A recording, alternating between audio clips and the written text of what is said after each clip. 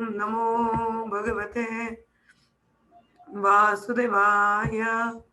ओम नमो भगवते वासुदेवाय। हम लोग पढ़ रहे हैं 12वां अध्याय भगवत गीता का भक्ति योग, श्लोक संख्या 18 और 19। तो आज हिंदी में तो नहीं पढ़ना है, हिंदी में पढ़ना तो मुझे हिंदी की किताब लानी पड़ेगी, नहीं तो यहाँ से ही पढ़ सकते हैं। चलिए पहले श्लोका पढ़ लेते हैं फिर देखते हैं। समशत्रु च मित्रे च तथा मानापनायो शीतोष्णा सुख दुखेषु समासंगा विवर्जिता। सिर्फ एक ही श्लोका को आप सब भी पढ़िएगा। समशत्रु च मित्रे च तथा मानापनायो शीतोष्णा सुख दुखेषु समासंगा विवर्जिता। आस्था श्लोका पढ़ो।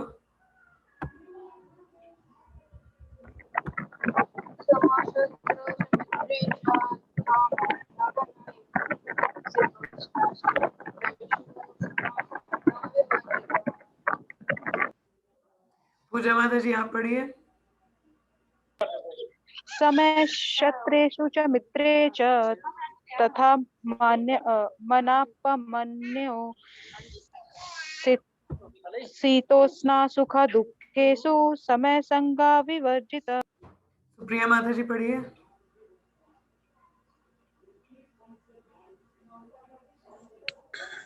समशत्रु च मित्रे च तथा मनापमानो यत्सोना सुख दुखेषु समासंग विवर्जिता।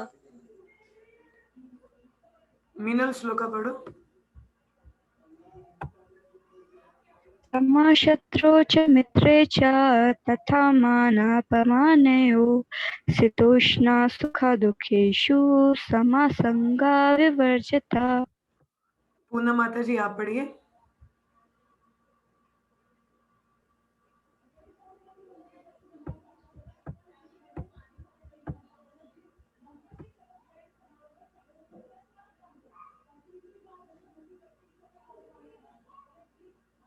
माता जी आपकी आवाज नहीं आ रही है, आप पढ़ रहे हैं श्लोका?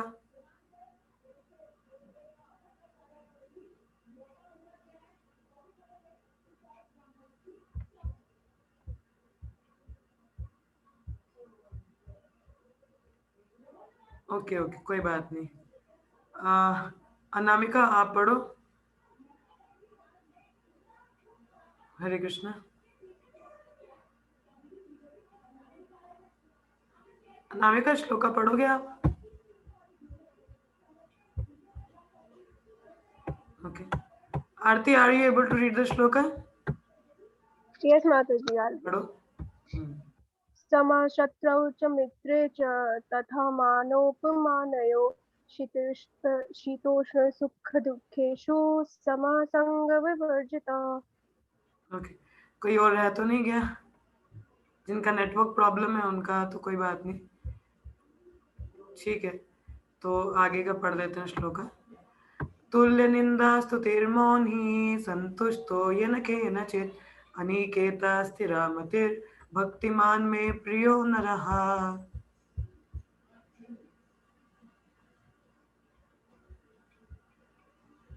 ओके कोई बात नहीं, she can call me, no problem. Translation and purport तो इसको हिंदी में एक्सप्लेन कर देंगे, तो इसको इंग्लिश में पढ़ लें हम लोग, तो क्योंकि मुझे अभी किताब लानी पड़ेगी, अगर वैसा है तो ऐसे ही पढ़ लेते हैं, फिर हिंदी में बता दूंगी मैं, ठीक है। So one who is equal to friends and enemies, who is equipoised in honour and dishonour, heat and cold, happiness and distress, fame and infamy, who is always free from contaminating association, always silent and satisfied with anything, who does not care for any residence, who is fixed in knowledge, who is engaged in devotional service, such a person is very dear to me. जैसे मैंने बोला कि इसमें भगवान अपने शुद्ध भक्तों के जो है गुणों का वर्णन कर रहे हैं। अब भगवान क्या गुण बता रहे हैं अपने भक्तों के, बता रहे हैं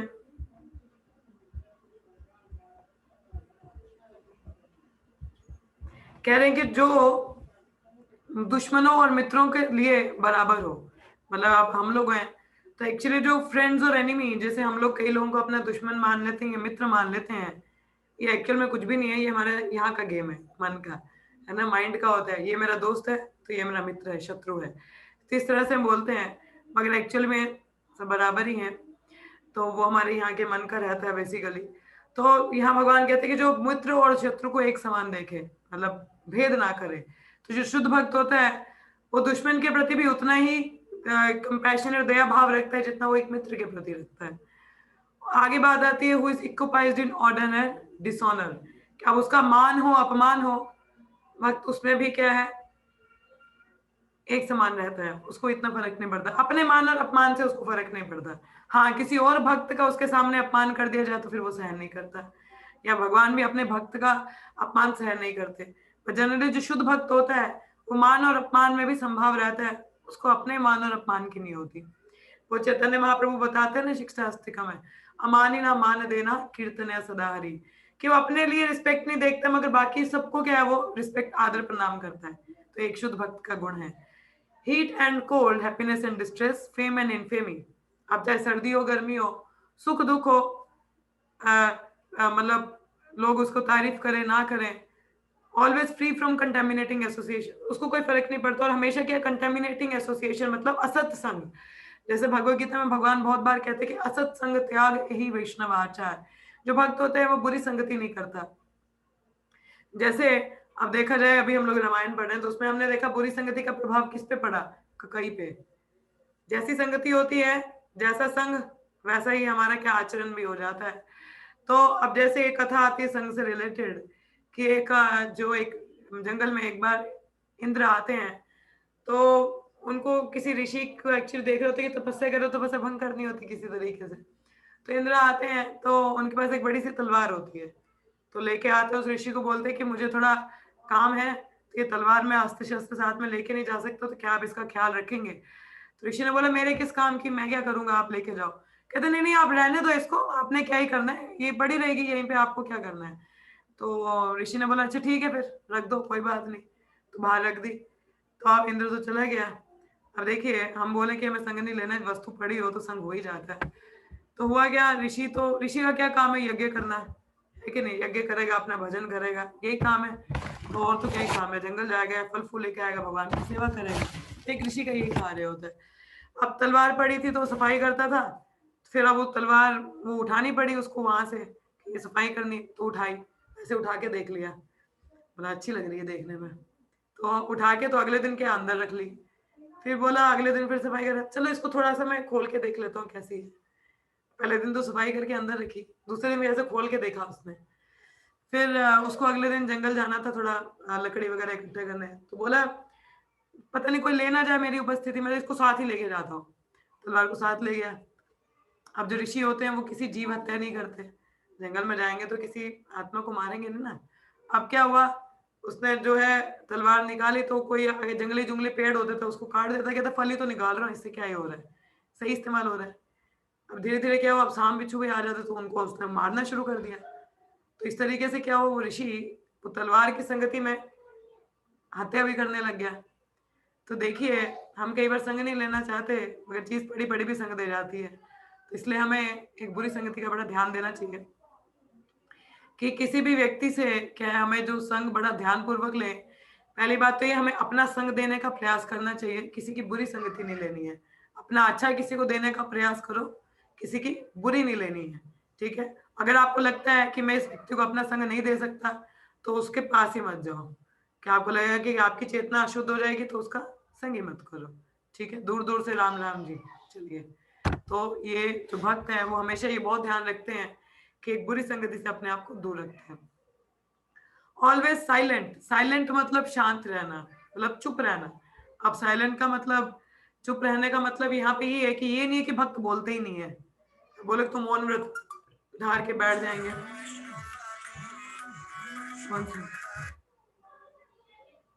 हरे कृष्णा, हरे कृष्णा। नामिका, आवाज आ रही है आपको? ओके। तो साइलेंट का मतलब यहाँ पे ये है कि साइलेंट का मतलब ये नहीं है कि भक्त कुछ बोलते नहीं है, मौन व्रत रख लेते हैं, नहीं। कई लोग मौन व्रत तो रखते हैं मगर व्हाट्सएप पे चलता रहेगा टाइपिंग, तो वो एक तरह का वो मौन व्रत हुआ क्या, लिख लिख के बताए वो मौन व्रत हुआ, नहीं। साइलेंट का मतलब ये है कि भगवान की बातों के सिवाय प्रजल्पा नहीं करना, ग्राम्य कथा नहीं करनी। ग्राम्य कथा क्या होती है? जनरली औरतों में ये बड़ी बुरी आदत है कि इधर की बात उधर, उधर की बात इधर, उसने क्या किया, इसने क्या किया, तो ये बड़ी बातें चलती हैं। और प्रजल्पा, प्रजल्पा होता है कि गॉसिप, जिसको हम अंग्रेजी में कहते हैं गॉसिप। तो गॉसिप्स करते हैं कि टीवी में, अच्छा वो सीरियल देखा तूने, उसने अपनी सास को ऐसा बोला, अच्छा वो उसको देखा तूने, मतलब काइंड ऑफ कुछ भी टॉपिक लेके तो अपनी गप्पे शुरू हो जाती हैं।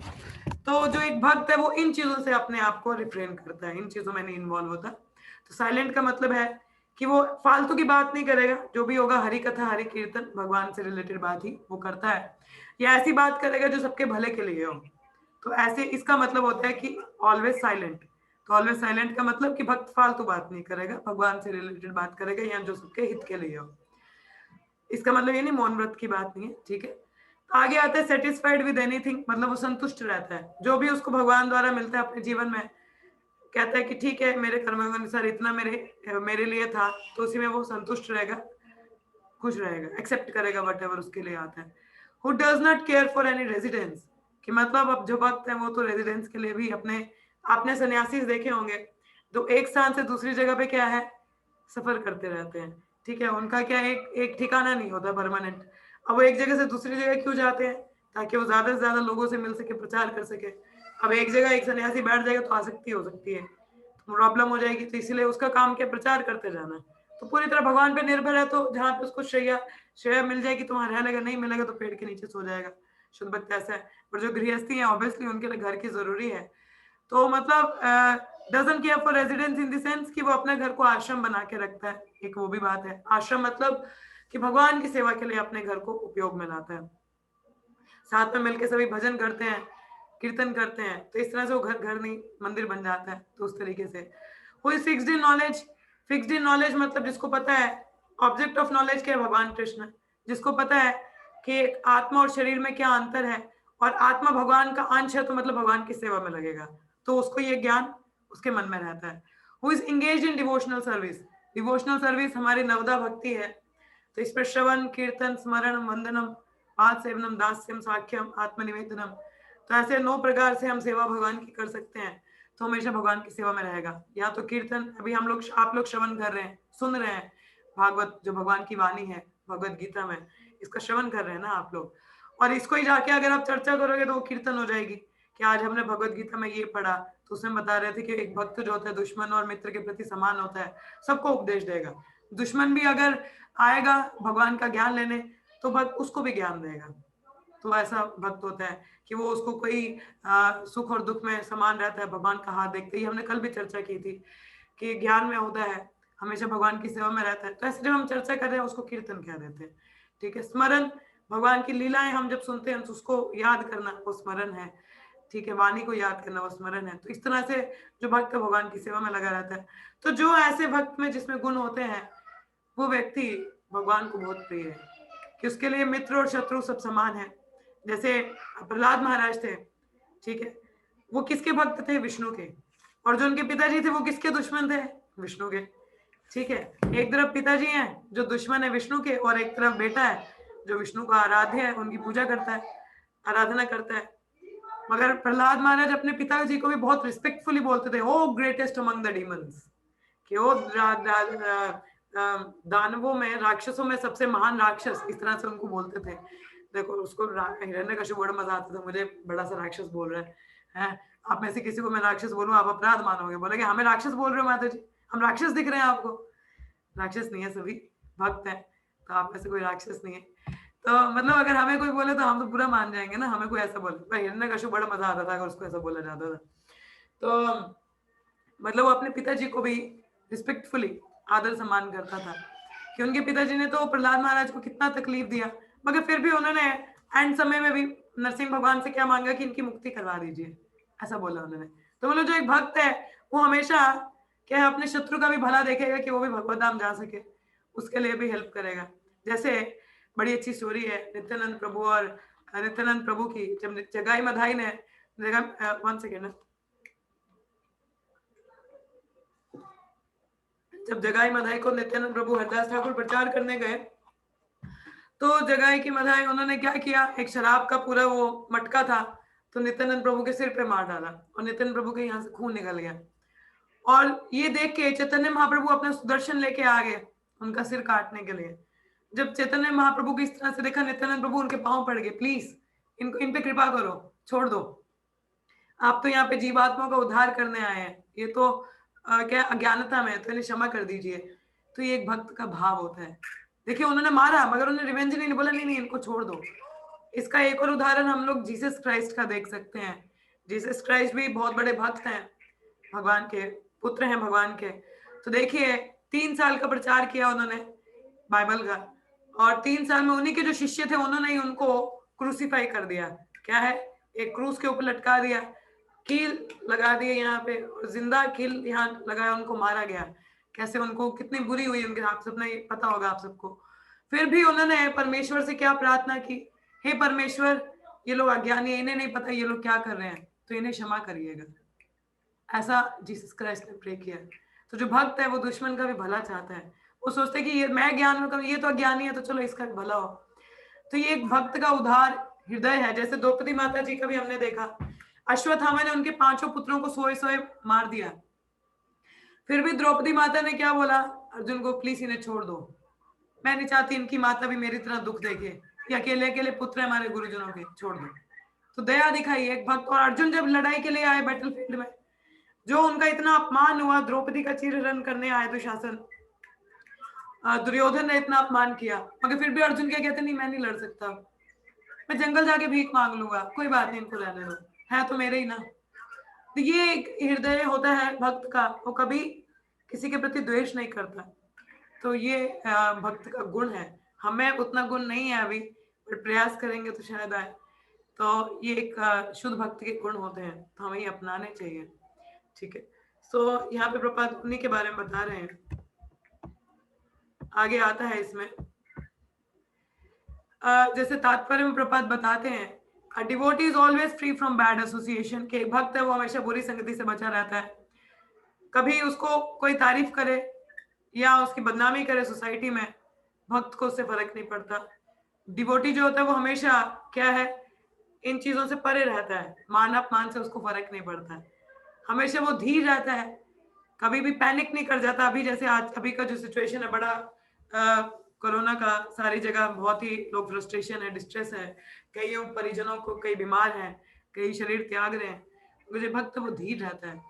He does not speak of anything but the topic about Krishna, कि मतलब जैसे साइलेंट मैंने बोला तो भगवान कृष्ण के अलावा और कोई बात नहीं करता, वो वही बातें करता है, कोई नॉनसेंस बात नहीं करेगा, प्रजल्प नहीं करेगा, जो भी एक जरूरी है या भले के लिए किसी के लिए उतना ही बात करेगा। जैसे जड़ भरत थे, जब भरत महाराज हमारे अपना सारा राजपाट छोड़ के जंगल चले गए तपस्या के लिए, तो वहां तपस्या कर रहे थे, वहां उनकी आसक्ति एक हिरण के बच्चे के साथ हुई, जिसकी वजह से भाव स्टेज में होने के बावजूद भी उनको दोबारा जन्म लेना पड़ा।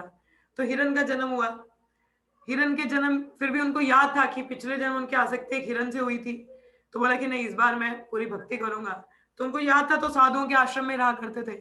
उसके बाद वो तीसरे जन्म में वो जड़ भरत बने, तो जिसमें उन्होंने किंग रहुगन की वो पालकी, एक बार जड़ भरत मतलब जड़ होता है कि जो कुछ नहीं बोले, मतलब ऐसे ही रहेगा, जैसे लोगों को लगेगा कि पागल इंसान है ये, तो कुछ नहीं बोलते थे वो, शांत, कोई किसी से मोह नहीं, कोई कुछ नहीं कहना, अपना समाधि में रहना, अपना भगवान पे मनन रखना, कुछ नहीं कहते थे वो।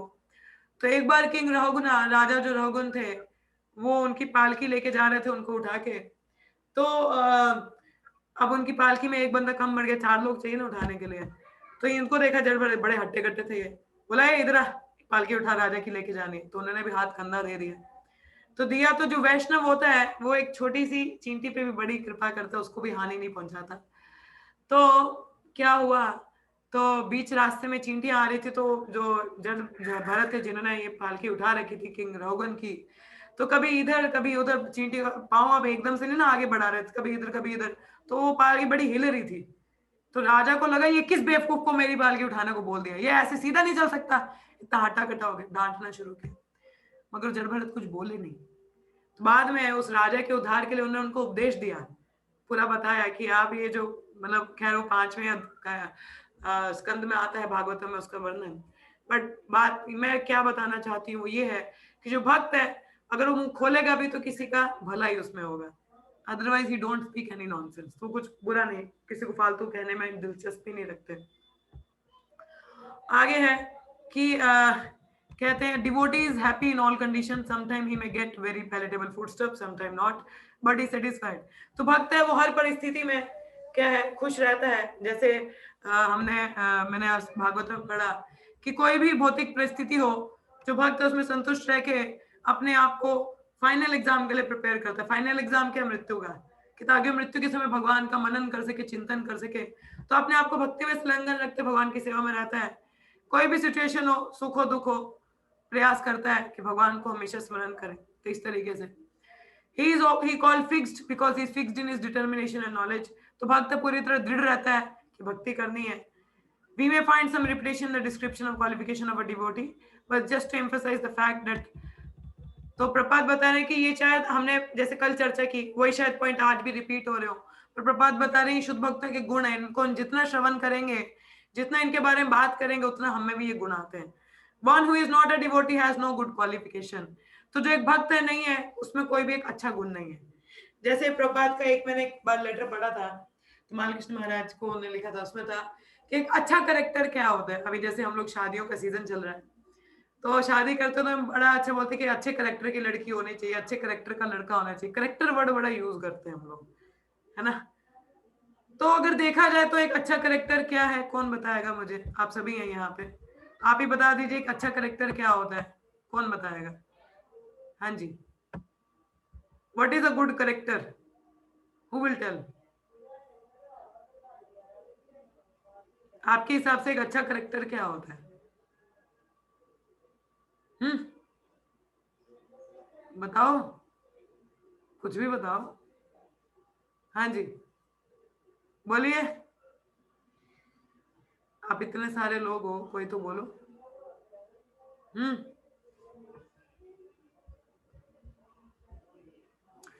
The one who is serving Lord Hari.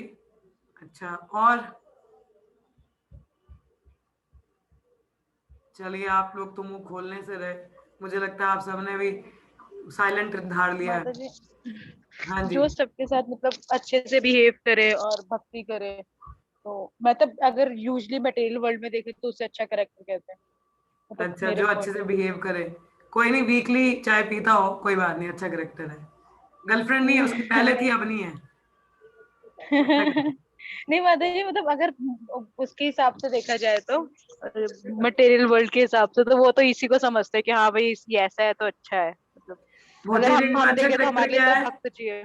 कि जो खाता पीता है, मगर कभी कभार, रोज नहीं पीता वो, कभी कभार एक आधी बार दोस्तों के साथ लगा लेता है, किसी लड़की को नहीं छेड़ता। गर्लफ्रेंड थी अब छोड़ दी है, अब अरेंज मैरिज कर रहा है। तो अपना बिजनेस है उसका, तो ये अच्छा करेक्टर माना जाता है। और प्रभुपाद ने बोला अच्छा करेक्टर किसका है, जो 4 नियम पालन करता है, ना शराब पीना, नो इंटॉक्सिकेशन, मीट मच्छी नहीं खाना, प्राय स्त्री संग नहीं करना, जुआ नहीं खेलना। तो जिसमें ये 4 गुण है वो एक अच्छा करेक्टर है। तो ये गुण सिर्फ भक्तों में पाए जाते हैं, भौतिक दृष्टि में आजकल बहुत कम लोग हैं, तो एक भक्तों में ही ऐसे गुण होते हैं। सो जो भक्त नहीं है उसमें एक अच्छा गुण भी नहीं हो सकता। तो of course it does not externally endeavour to acquire this qualification, कि ऑब्वियसली भक्त वो एक्सटर्नली एंडेवर नहीं करते इनको पाने का, मगर वो भक्ति में लगता है तो ऑटोमेटिकली सारे गुण उसमें आ जाते हैं। ठीक है, तो ये हम लोगों ने एक भक्तों के गुण के बारे में बात की। एक और श्लोक है, इसका लास्ट श्लोक का बचा है, वो हम कल चर्चा करेंगे, ठीक है, क्योंकि 8:30 हो रहे हैं। तो ये भक्तों के गुण है, तो इनको हम जितना बार बार सुनेंगे, श्रवण करेंगे, हमारा भी चिंतन जाएगा, और जितना हम मनन करते हैं वो गुण हमें भी आते हैं। तो इस तरीके से हमें प्रयास करने के सारे गुण हमें कल्टीवेट हो, और वो कल्टीवेट होने का एक ही तरीका है, जब हम शुद्धता से भक्ति करते हैं, शुद्धता से जप करते हैं और भगवान की सेवा में लगते हैं, तो अपने आप ये सारे गुण हमें आ जाते हैं, सारे गुण अपने आप ही मैनिफेस्ट हो जाते हैं। तो ये एक गुण थे इसमें। तो आज के लिए यहीं विराम लेंगे। तो आप लोगों का कोई प्रश्न हो या आप कुछ बताना चाहें तो आप बोल सकते हैं। हरे कृष्ण। हाँ जी, किसी का कोई प्रश्न है या कोई कुछ कहना चाहे? हरे कृष्ण माता जी, रामायण क्लास है ना आज? हाँ जी, अच्छा।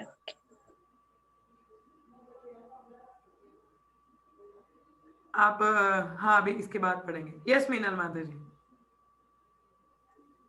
माता जी मेरा एक क्वेश्चन था, लाइक हमने पढ़ा ना कि मतलब devotee is same to friends and enemy, तो मतलब एनिमी तो कोई है नहीं, लेकिन ऐसा होता है कि लाइक जब हमें किसी से कृष्ण कॉन्शियस टॉक करनी है, तो मतलब जो फ्रेंड ऑलरेडी मतलब अंधेरे में अंधकार में, मतलब कभी कभी ऐसा होता है कि हम लोग को उससे ज्यादा चीजें शेयर करने का मन नहीं करता, like we search devotee friend कि हम कोई कॉन्वो कर पाए, और मतलब थोड़ी हेजिटेशन रहती है, तो उसको कैसे ओवरकम करना है? आप प्रचार करो ना माता जी, भक्त बनाओ उसको। हाँ आप भक्त बनाइए। कहते हैं देखो 3 प्रकार से हमें डील करना होता है। जो सीनियर है उनसे पूछिए, जो बराबरी के उनसे मित्रता कीजिए, जो जूनियर है जो अभी नए नए उनको प्रचार करो। आई बात समझ में? तो अगर वो इतना इन्वॉल्व नहीं है, आप उसको प्रचार करने का प्रयास करो ना। हाँ Meenal. Hare Krishna. Okay, try to preach them, thank you. फिर वो भी भक्त बन जाएंगे, फिर डिस्कस करो, है कि नहीं? प्रचार करो, ठीक है? ओके, और किसी का कोई प्रश्न है? अनामिका आपको कुछ पूछना है? ओके, आप में से किसी और का कोई प्रश्न है यहाँ पे? नहीं है? चलिए फिर इसको विराम देते हैं, कल इसका लास्ट श्लोक का इस चैप्टर का कंप्लीट करेंगे हम। तो अभी रामायण जो जो पढ़ना चाहते हैं वो दोबारा से ज्वाइन कर लीजिए, ठीक है? तो हम रामायण थोड़ी सी पढ़ेंगे, आधा घंटा 9 बजे तक, तो उसके बाद फिर विराम लेंगे, फिर आप सब अपनी अपनी सबकी छुट्टी, फिर जो करना है वो करें, ठीक है? सो जो रामायण पढ़ना चाहते हैं आप दोबारा से आ जाइए, ठीक है? फिर विल स्टडी रामायण। तो ग्रंथराज श्रीमंत एक बार 3 बार हरे कृष्णा कर लेते हैं। हरे कृष्णा कृष्ण कृष्णा हरे हरे, हरे राम राम राम हरे हरे, हरे कृष्णा कृष्ण कृष्ण हरे कृष्ण हरे, कृष्ण हरे हरे हरे, राम हरे राम राम राम राम हरे हरे, हरे हरे हरे, कृष्णा कृष्ण कृष्ण हरे हरे, हरे हरे हरे, राम हरे राम राम राम हरे राम हरे। ग्रंथराज श्रीमद् भगवद गीता की जय, श्री कृष्ण अर्जुन संवाद की जय, श्री प्रभुपाद की जय, ऑल द असम्बल्ड डिवोटीज की जय। Thank you so much. तो जो रामायण के लिए वो दोबारा से जुड़ जाइए, ठीक है? दोबारा आ जाइए।